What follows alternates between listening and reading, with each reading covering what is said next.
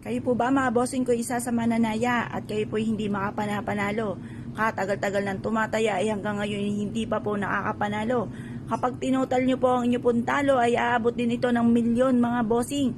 Meron ako nakakwentuhan na ganyan, tinuos po ang kanila po kanilang mga ticket na natalo.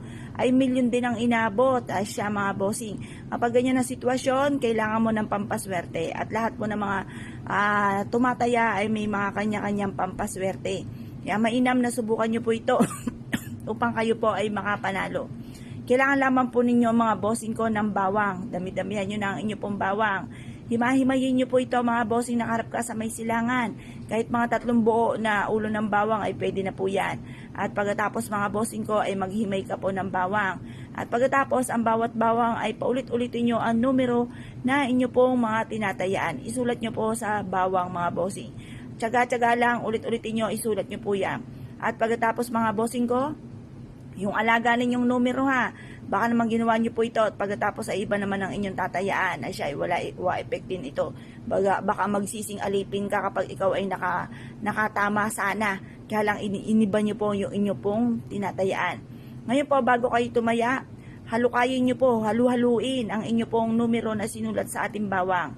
Lagay sa isang bote po ito, halu-haluin. Sabi nyo manalo na kayo ng jackpot.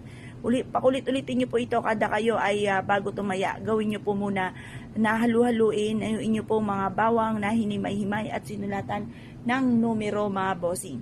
Ngayon pa mga bossing, paulit-ulitin nyo na mananalo ko ng limpak-limpak na salapi. Pero itong ating usaping ito ay hindi lang naman sa pagtaya-taya. Ngayon pa mga bossing, pwede nyo rin pong isulat na kayo po ay magkaroon ng malaking benta araw-araw.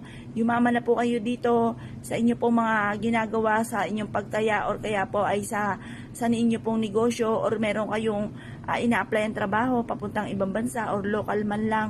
Basta i-wish nyo po na sabihin nyo po ay matanggap na kayo sa inyong ina-applyan. Mag-wish na mula sa inyong pong puso, walang imposible.